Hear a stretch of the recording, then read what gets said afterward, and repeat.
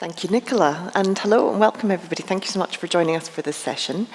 I'm Lindsay Dunbar, as Nicola has introduced me, and it's a real privilege to be with you this morning and for some of the afternoon as well.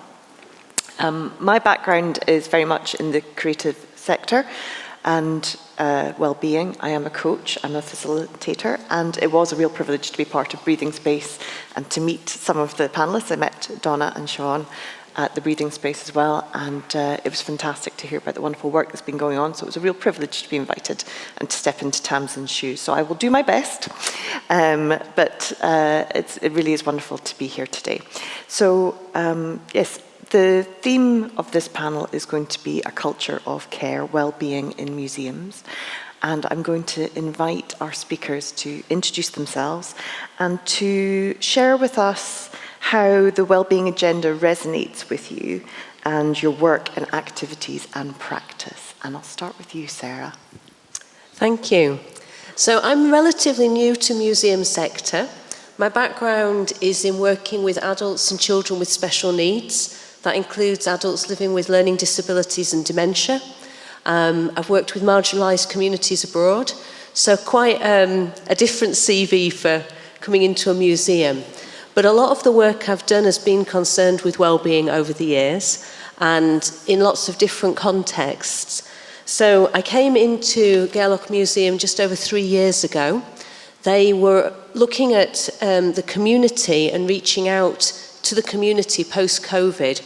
The museum already had funding from the Community Mental Health and Wellbeing Fund to help people who'd been isolated during COVID to reconnect. Now that might sound like an unusual project for a museum, but I think all of our museums are often hubs in the community, places where people come in to volunteer. There's a lot of connections in the community. So it was a great way to reach into the community and connect with people. So what I came in to do was to continue a project somebody had already started and to develop that further.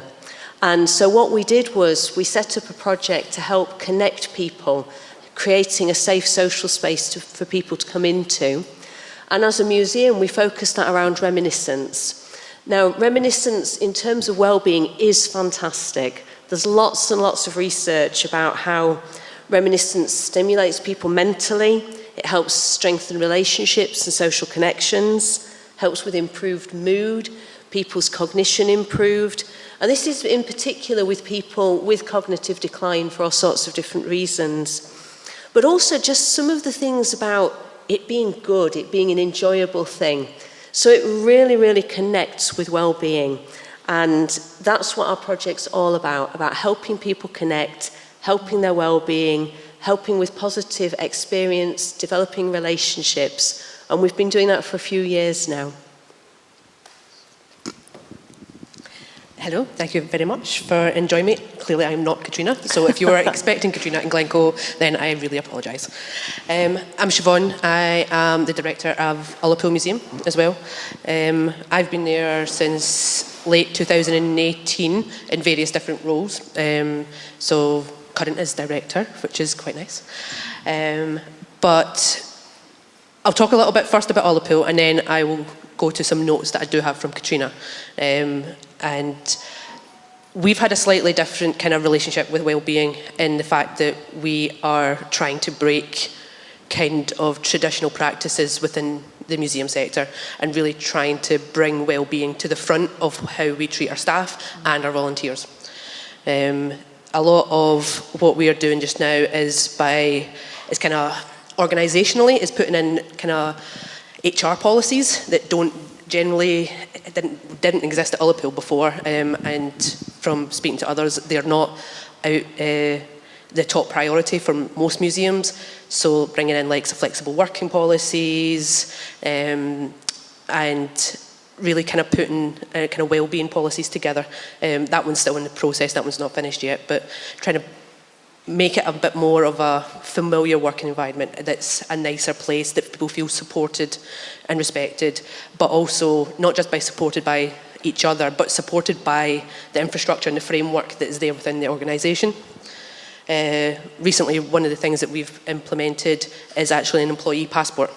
that we've kind of taken influence from kind of Scottish Government. I've kind of toned it down because it was a bit organisation and kind of government-esque, but just to understand how people communicate better, is there anything we should be aware of, and how do we make volunteering for us a more pleasant experience? And we ran it out to all our volunteers. They all have had a good kind of experience with it, and they seem to be reasonably keen. Whether they fully commit to it is a kind of different, but nobody's fought back yet, and we've recently actually just been able to put that in with an onboarding package as well, which was amazing, that we can start from the very, very start of really understanding how we communicate and speak to each other and all the needs that us all as individuals have. The notes from Katrina, I'm actually incredibly impressed with, because I don't feel I would have had the courage to say this in the environment. So I've been able to use Katrina's words. Okay, nice caveat. So I am very, very happy that this is what she's brought up. And we think is something that needs to be thought of more is how the management structures and how their well-being is within the museums, especially in very small, isolated, where the curators, so the managers or directors, have to wear lots and lots of different hats, have to take on a lot of work. And we talk a lot about how the rest of the staff, and especially the volunteers and their well-being, but we don't really talk about how that impacts those at the top of the small structures, organisations that we've got. So I'm very, very glad that Katrina did have the guts to say that, because it's not something we talk about particularly well. We're all about the well-being of everybody else, and we leave us to last. Yeah. So hopefully that will be something we can look at a little bit more. Great. Thank you, Siobhan. Hi everyone, I'm still Donna. Like Sarah, I'm actually really pretty new to the sector. Like a year I started with Waterlines in Leicester. My background before that is management consultancy. I was a development manager. I've done operations management within the third sector. My main, for the past 20 years, as I mentioned before, I run a wellbeing practice and I do a lot of consultancy work within all different sectors. And I'm not going to lie, I came into this sector with a very romantic vision. I'm like, oh, my little museum by the sea, I'm going to have a year off, it's going to be lovely, I'm going to just do nice things. And it was a major eye-opener. It was, well-being is way more of an issue in this sector than I had even the remotest idea that it would be. So my little romantic holiday has not turned out to be that. But when I was leaving my previous role, I was running a mental health part of my role was running a mental health charity.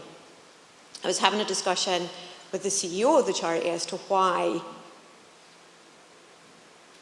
he's like, it's a completely different change. Why would you do that? And I said, well, it's actually not. Because museums are at the heart, and any heritage organisation is at the heart of communities. They connect people to their past, they connect people to their land, they connect people to their community, they connect people to other people, they give opportunities for local jobs. They are one of the few free or at least low-cost places where people can go to meet other people. I honestly cannot emphasise how important museums are in preventative care for well-being and mental health and loneliness. And I'm preaching to the converted here. You guys all know how important it is. And I'd said, I want to be involved in that because in my well-being work, in my work, particularly in mental health and during COVID, I realised that a lot of what was wrong was that disconnection from past, from community, from heritage, from belonging. And that's really what I found, coming into the sector. There'll be other things I'll talk as we kind of get into questions, but huge admiration for the work that you do and how it might not be recognised outside of your sector how important that work is, and I hope that's something that, you know, can be changed. Great, thank you, Donna, and thank you everyone, because it's so interesting to hear all the almost different interpretations of what we mean by care and well-being and mental health, and the different approaches you can take in dealing with that, whether that's internally as an organisation or whether that's externally in supporting communities as well. So thank you. I have some questions for you, and I know you have some answers prepared. We will be opening up to questions after this as well. So if something comes up, make note of it, because we'll have time for questions once they finish sharing their thoughts and observations. So first of all, and maybe starting with you, Sarah, what do you feel the key well-being issues are for the sector? There's two things that I think are very big issues. The first one I think was a surprise to me coming into the sector, and that's about how short-term funding is for everything.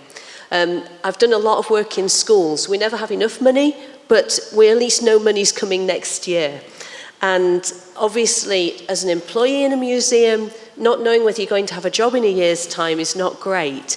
But in terms of the project that we're doing, building relationships, helping people to connect, that's a long-term work, and relationships develop over time. But if you're never sure whether you're going to have funding beyond April, that's actually quite a challenge. So there's a real challenge to consistency in that. I'm not sure how we easily address that one. The other that I've very much seen coming in is that museums are fantastic places, and they're full of people with a lot of ideas, there's a lot of initiatives, people are always suggesting things. But our challenge is just trying to manage the workload and not having people overwhelmed. Trying to prioritise, trying to make sure we consolidate, trying to make sure we keep that balance of, yeah, that's a great idea, but can we actually do this and do it well? I think that's the second thing. Thank you. Siobhan and Katrina. Luckily, Siobhan's views and Katrina's views align on this one question. So the words Katrina has put in are overworked, isolation and low wages, which I cannot agree more with. Yeah. So the issue, especially again with kind of the management level, is the overworking of being able to do all those sort of things. But coming to conferences is great. You've got all these ideas, and then you go, oh my God, I now need to implement this in some way. And how do I get the money? How do I do all this? And you want to do what's best for the museum and for the staff and the volunteers you've got, but there's only so many people that are there to do it. Yeah. The isolation, I don't necessarily feel quite as isolated now as maybe I did at the start. And I think a lot of that's to do with MHH and these sort of conferences and the heritage cafes and breathing space and all that. So I feel much, much more supported than I did. But I can understand why Katrina feels that way. So I think it's a very reasonable, when you don't have people that you can pick up the phone to and go, or that kind of interactions within the office, especially if you're working with other people who are also remote, it's incredibly isolating. There's no one to bounce ideas off of. There's no one to how was your weekend? And that socialising is really important within, and that's something that I'm, again, preaching to the choir. Everybody has opinions on this and probably feels very similar. And the kind of last part is the low pay.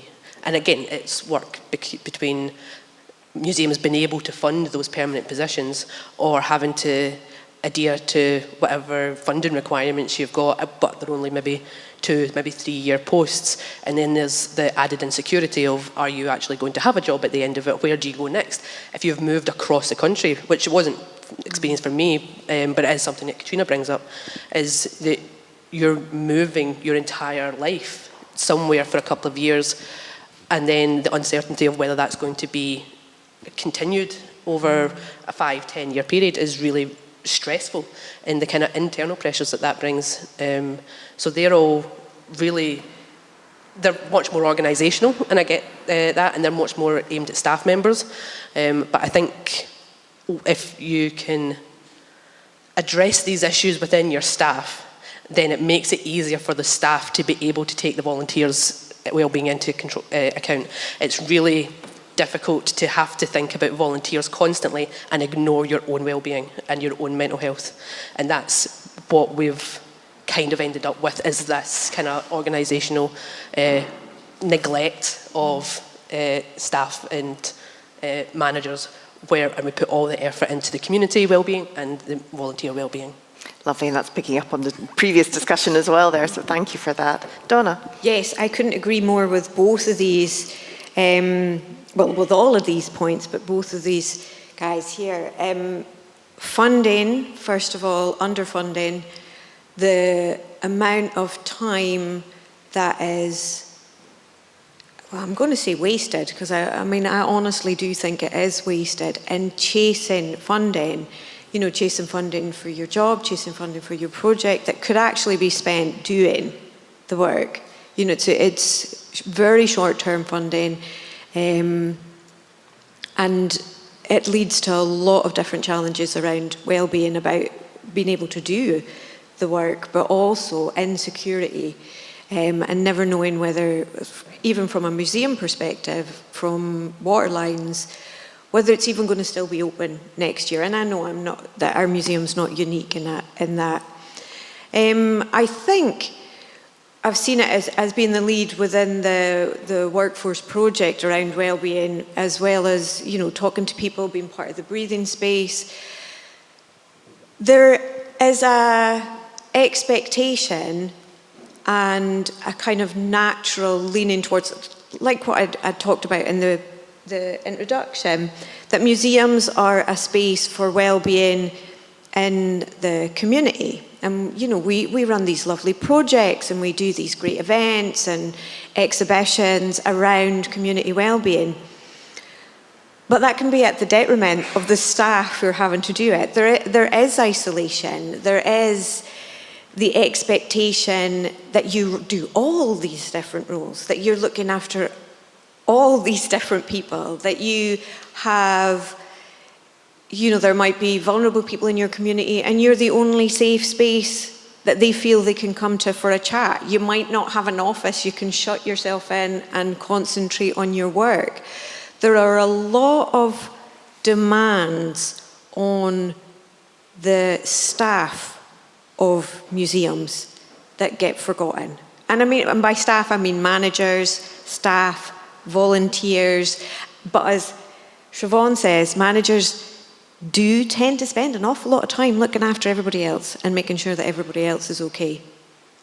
And, dare I say, negotiating with their boards, which can be a whole other demand on our well-being. So I think it's really, really important to build support for wellbeing into museums. And again, we'll have a toolkit. There's a toolkit that will come out around wellbeing with some of the foundations, things like processes, but there's also some workshop stuff in that, the workshops that you can do. But I think one of the biggest, and this is not unique to your sector, one of the biggest issues with wellbeing is people think it's nice to have, it's kind of fluffy, it's something we might do if we've got time, we'll go out for a little walk. And I don't think I am exaggerating when I say it should underpin everything you do. If your staff aren't well, if your staff aren't considered, and I mean yourselves as well, then you're not going to be as productive, absence is going to be higher, you're going to have a much bigger turnover. You know, if you build well-being into the core of your museum structure, you'll have happy staff, you'll have better turnover, you'll have less absence, you'll be able to attract more volunteers. And so yeah, it's not fluffy. It is really, really key. Thank you. And also not that easy to build in. Absolutely, but it goes right back to the whole messaging of, you know, if you're in the airplane and it's going down, you've got to put your own mask on first. You've got to make sure that you're starting at the top, because once you've done that, then you can help others. So that's a really strong message there. So coming back to you, Sarah, then. So based on some of your experiences, what have you seen in practice that supports the well-being of others, that helps them put that mask on?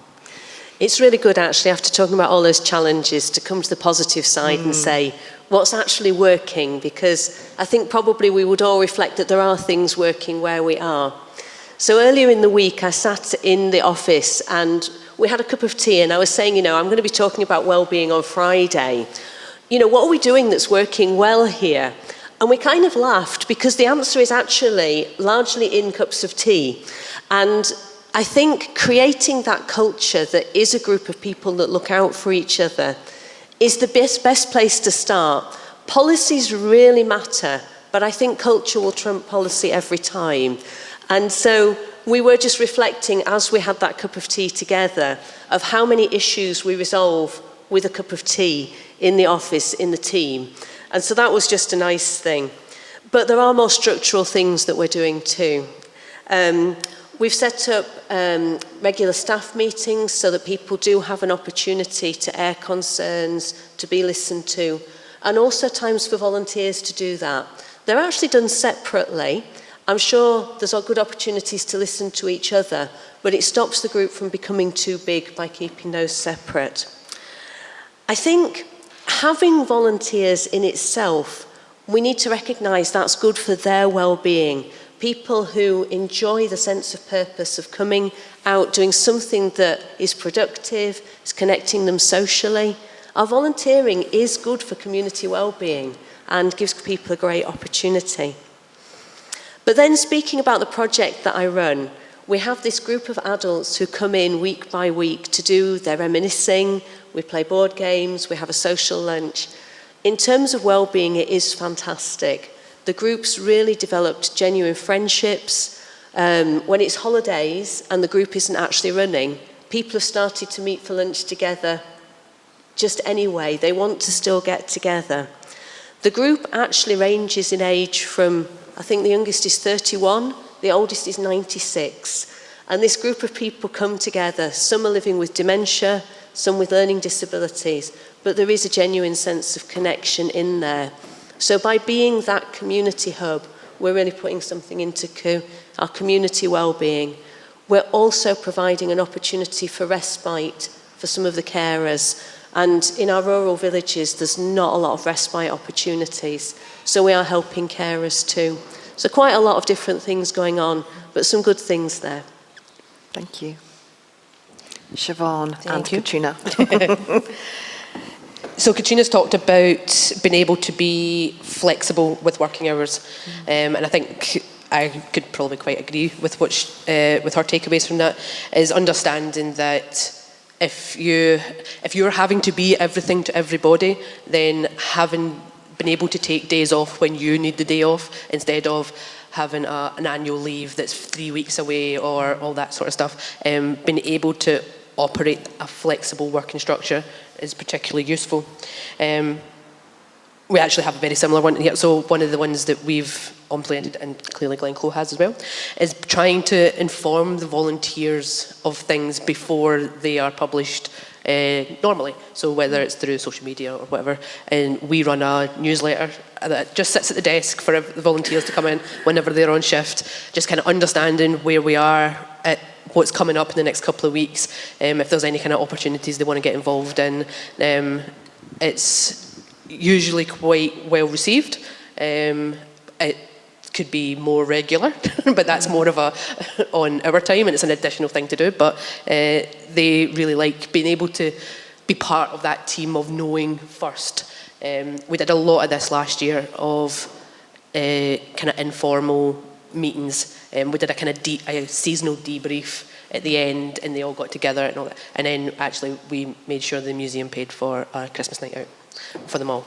And I think that's especially with the volunteers on ours are all, for the most part, front of house. So they all work individually. They very rarely actually are all together in the same place because they do shifts and it's only just crossovers at whatever lunchtime or whatever time they switch staff over or switch volunteers over. So trying just to be a bit more communicative with the volunteers within the organisation itself. For a kind of staff side, we've tried to we have a Monday morning chat, and August will tell you whether it's any use or not, but we come in first thing Monday morning, right, okay, what's happening this week, what happened last week, right, what have we got to do, and it gives us that little bit, so even if we're not actually working in the same place, August works up at the stores, but we're having that connection and that chat that we can take forward. As I'm going to be absolutely ceremoniously bigging up MHH here, Okay. but from an Ullapool perspective, so it feels really weird to be doing it. I cannot express just how much the heritage cafes and breathing space, having been to a few of them, has helped me get through and just understand the support that's out there, and just having that group of people that you can, oh, this has happened today, how did you go? Oh, we had that last week. And people you can just rant to with no judgment. There's no board that are going, well, are you about to leave? There's no of the volunteers watching you going, oh my God, she's having a mental breakdown. We regularly have mental breakdowns on a WhatsApp group, which we just kind of give each other space. And we'll offer guidance if need be, but it's really just a space to rant, to get that out without having to be accountable for the consequences of it. And I feel that's a really good thing. So being able to create those groups, and the only way we've been able to create those groups is through MHH's support over the last 6 years, and being able to get us to become a community. And I feel that we are more of a community now than we probably ever were. Lovely. Thank you. Donna? Yeah, and this is easy at the end. Everything they said. Yeah, I agree with MHH. It's been an absolutely key part of this first year for me, is having, especially being new to the sector, having the experience of other people in the sector and the support to really to learn the issues and, you know, within that kind of supportive framework. And tied to that, I think the thing that I see having the biggest impact when it works well, and also when it doesn't work so well, is communication at all levels, you know, whether through the board, to the staff, to the volunteers, to the community. It's just communicating, you know, what you're thinking, whether there's something you want to raise that isn't working, feeling safe to be able to do that, and actually you would think it was the other way around, but acknowledging when things are going well, you know, telling people when something they're doing is good, and actually maybe having some kind of formal structure for that. I've seen with the work we've done with Brora, is actually having, you know, a board where if you see something's gone well, you stick a post up saying this was great, and you stick it up and it's visual and you see it. And, you know, I don't think we ever grow out of liking getting a little gold star, you know? So recognising when something has gone well, but also feeling safe to say, you know, I'm not really feeling this. And that can be challenging to allow that at all levels. I think it's really important to integrate wellbeing in the day-to-day running of the business. You know, allow people space to go out and have a walk at lunchtime. Allow people space to have a lunch. And that's not easy when you're the only person in the museum. Don't be, you know, have time where the museum's closed, where you can actually do work. Because I know a lot of us in these small remote museums, there's not even a cupboard you can hide in. When you're open, and you can't get away with it. And there's no time for creative thinking or introspective thinking. And not all of us are people, you know? Sometimes we like to just be away and not have to actually hold space or have a conversation. So building that into workforce planning and structure, I think, is really key and has huge benefits. And tying into what's been said as well, making sure that wellbeing activities and programs are not just for our visitors in our communities. Like, make them open to staff. Let staff be able to go on them. And Waterlines is a little bit unusual in that this year we opened all winter. And we ran a programme, Winter Warmers it was called, which was funded by Highland Council. It was a wellbeing focused programme, and all our staff and volunteers could take part. You got lunch, we went for a walk, even if it was raining, we went for a walk, we did a creative activity, or somebody came in and did a workshop. And it was for staff wellbeing as much as it was for anybody that wanted to come along. And it was really successful. It made a, and we even got some board members on board, and that made a big difference, a shift in a lot of different things in the museum. So making sure that these things are available to staff and volunteers as well. There's not that separation. We do this, but we don't do this. Yeah, I think that's pretty much, but just again, making sure, keeping that focus and understanding that it's not a nice to have, it's a need to have. Wellbeing is... Yes, it's really embedding it in the organisation, really that top down from the board, every level, everywhere down. Getting the board on board. Yeah, that they understand that if their staff are well and taken care of, it just makes everything easier for them. Yeah, yes. For everybody. So really embedding that culture of care is what I'm hearing, and communication, making sure that the volunteers feel as informed as everybody else about what's going on, and making sure the staff are invited to be part of care and wellbeing as well. Yeah. But then I'm also hearing it's about making sure you're really rewarding and valuing your volunteers, your staff, everybody at every level. That's great, thank you. So we have one more question, and then we'll be opening up for some questions from the audience. So the final question is, what can loan managers do to support wellbeing? How do we embed it then top down? I think I would start by just echoing what you've just said about getting the board on board, because actually this whole concept of a loan manager is actually the really difficult concept, isn't it? And if we're thinking about wellbeing, it's got to be the culture through the whole organisation. So if you're a loan manager making all the decisions alone, if you make an unpopular decision, you carry that alone. But if the decision making is shared, the management's shared, and there's good communication, you don't become a loan manager anymore. You've got a specific role and a specific job description, but you're not going to feel like you're lone all the time. So we do need our boards on board with wellbeing and recognising that it is a whole organisation thing to look after it. And then it will trickle down through the manager and through into different levels. But in all honesty, I think wellbeing is the responsibility of everyone, that we do need to be looking out for each other. We need to be workload aware with each other. If we see a colleague who's looking overwhelmed, that we have a conversation about that. And I don't think we want to be looking to the manager and seeing that as their sole responsibility. I think we need to see it within everybody's responsibility.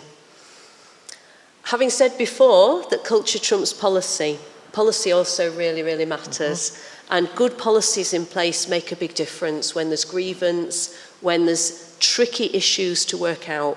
We need robust policy to guide us through it. And legally we need that too, otherwise we can get ourselves in really deep water. Thank you. Siobhan?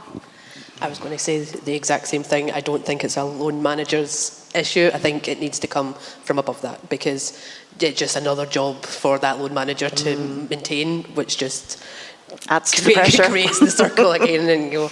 And but yeah, it needs to come from the board. And I think being able to have a board that is understanding, that gets the complexities and the nuances of being a museum, and how those roles are, and how job descriptions aren't necessarily what you're actually doing.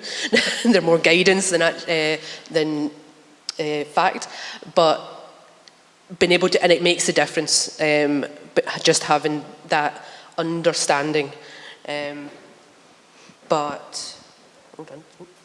Oh no, I've lost it. Katrina's opinions, again, are very similar, but good communication. Yeah. Build good relationships, allow and encourage feedback and complaints. And I think that's probably a really key one, is we really struggle, especially maybe when it comes to the staffing, is being able to process the things that aren't going well. We need identifying them early on and putting them at the top of the priority list on, right, how do we fix these? They kind of just get, oh, it didn't really work, and we'll just never talk about it again. But maybe kind of introspection into all that is particularly useful. I had a really good point, and now I've totally forgotten what it was. Of what I thought, but these are just Katrina's thoughts. We can always come back if it pops back, or you can maybe drop it into one of the Q&As. But yeah, it's all very similar in just being able to, oh, that's what it was, kind of practice what you're preaching a little bit. I found that my volunteers work much better if they see me doing it, and a kind of monkey see, monkey do. So if I can do the actions and the ethos, and project the ethos that I'm trying to get them to come along with, then that's a much easier task for them to, because they can see what it means and they can see how it works. Lead by example. Yeah, and lead by example. Brilliant, thank you. Donna? Yeah, my biggest advice is don't be a lone manager. Well, that's maybe, but there are networks out there, be a part of MHH, find yourself a museum bestie. I'm collecting museums as I go around. Talk to people. The board thing that's my key point. Get them on board. Make sure they understand what well-being actually is, because it's not always that obvious. I know I've had discussions in some places where they think if you have the right chairs and angle of your computer monitor, then that's it. That's well-being sorted. It's a deeper thing than that. So have support, have people there, talk to people, practice what you preach. So many of us are really good at looking after everybody else, and then you're stuck in front of your computer for hours, and you live on black coffee, and not speaking about myself, but maybe I am. But, practice what you preach. But yeah, I think really I boil it down to just don't be a lone manager. Even if you are, you don't have to be on your own. It's not all up to you. And policies are, culture, is so important. But as a lone manager, policies give you a safety net. It's not all your personal choice or your personal decision. Policies are there because this needs to be done. Yeah. It's here, it needs to be, so it gives you a bit of a safety net, it gives you something to refer to so that you're not overwhelmed by having to make sometimes quite difficult decisions. And you can also say to your board, but look. So yes, have a structure, have a safety net, and don't be alone. Thank you. Yes, very much that don't be alone. I think is probably at the heart of all well-being, isn't it? No matter whether you're a board or a volunteer or a member of staff, you're not alone, and actually talk to somebody about it. Thank you so much, everybody, for sharing so generously your experiences and advice. We have 5 minutes left before we finish, but we have time for a couple of questions. Does anyone have anything for one of our panel members, or for all of the panel? If you can let us know if there's anyone in particular you'd like to hear from, or if it's a question for everyone. Yeah, this is a question for everyone, I guess. So I'm here as MGS, and I oversee the kind of well-being, health and well-being strand of the strategy. So I guess I was curious in terms of us as a development body, like how can we support museums around well-being within, whether that's to do with volunteers or to do with staff as well, and managers. So, yeah. Great question. How can MGS support? Money. In lieu of money, I think what would work quite well is some form of programme specifically for small independent museums. I think we find that there's a lot of development stuff for larger national museums and all that sort of stuff, but they have a very different set of issues than we do. And I think understanding the different roles that managers play in a big museum than managers play in a small museum is absolutely key to being able to target that audience. And whether it's training, it's board development for the board to get on board with what all that sort of stuff is. And I understand that money's not necessarily a thing, but these are slightly more practical things. The likes of being able to facilitate the sessions like breathing space, so there is kind of retreat options, whether it's through MHH or through any other bodies. These kind of programmes are not a be-all and end-all, but they're a good way to starting to at least understand the problem a bit more, and maybe then create some framework after it over what can be done on a more kind of widespread level. Yeah, I think as well, understanding the rurality and distances involved in the Highlands, in that, you know, there is a community. MHH is excellent at supporting that community, but there's quite big distances involved, which means that a lot of things have to happen online, but there's huge value in actually being able to get together in person. So in some way, being able to build training and support for wellbeing that takes into all of this into consideration, but also allows for that actual physical connection, not just everything being. I mean, online has huge value, especially with. I mean, I'm up with Caithness, so you know, there's big distances, but somehow actually allowing for the human connection as well. Thank you. Sarah, do you have anything to add before we wrap up? No? Okay. Well, do we have some burning more questions? One time, squeeze in one more, and then I would suggest if you have another question, maybe you could ask the panel speakers, maybe over lunch, if you've got a burning question. So boards have been mentioned a couple of times, and I was wondering if any of you could speak to the pressures and complexities of supporting your trustees' well-being, particularly as a lone or a very small leadership cohort. Trustees' well-being. I think trustees' well-being, it's not separate to volunteer well-being, because trustees they're not paid. Mm-hmm. They are volunteers. There's a lot of demands on a trustee, and I think from my experience with my own museum and then other boards that I've worked with, not just in this sector, a lot of people become trustees because they really, really want to help. They want to give something back to their community. They want to support their museums or whatever other organisation they become a trustee. And a lot of the time, trustees come into it with this enormous goodwill, but not realising just how much is involved in being a trustee. So I think we can support trustees' well-being by being a lot clearer about what it actually means to be a trustee, and providing training, board training, and exactly the same as we've said for managers and staff, having support, having somebody that you can speak to, having a means of being able to discuss challenges, being able to highlight things that have gone well.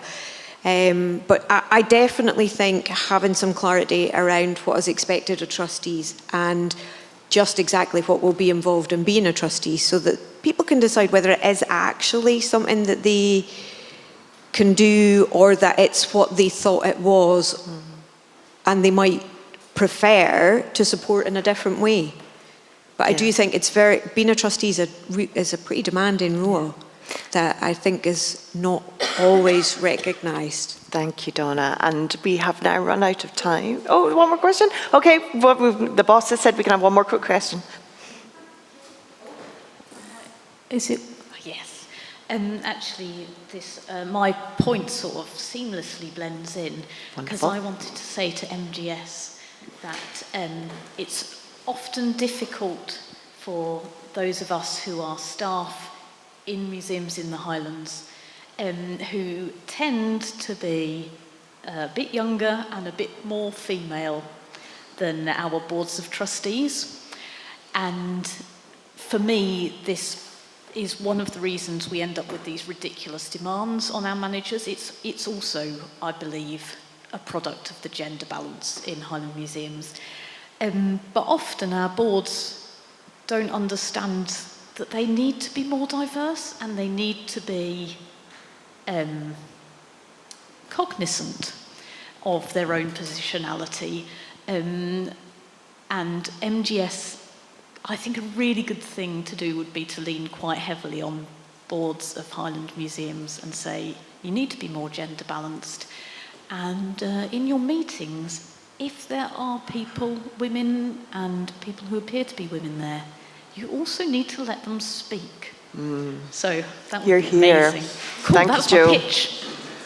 Thank you, Jo, for a wonderful point to be made. Yes, I mean, ultimately, what I'm taking away from this is a lot of this is about communication, and really leaning into that. And a lot of people talk about safe spaces when we talk about well-being, but actually sometimes it's about it being a brave space and raising these issues and having allowing those conversations to happen and to listen when people are actually saying they need help as well. Thank you so much, everybody. There is information on the Museums Association website around well-being and the culture of care, individual risk assessments and how you create a well-being plan. I'm actually going to be helping support that in the workshop after lunch. But if anybody does need signposted for any ideas for how they can start to approach this culture of care within their own organisation, we can share the resources with you. Thank you so much for listening and contributing, and thank you so much to our speakers, Sarah, Siobhan, Katrina and Donna. Thank you so much.